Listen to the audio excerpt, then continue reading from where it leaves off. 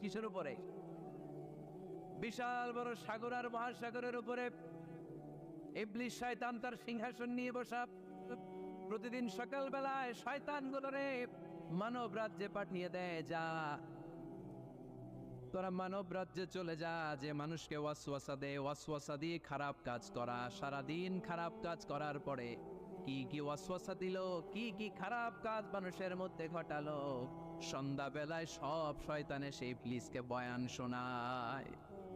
সন্ধ্যাবেলায় শয়তানগুলো এসে বলে, আমি এক লোককে দিয়ে মিথ্যা কথা বলিয়েছি।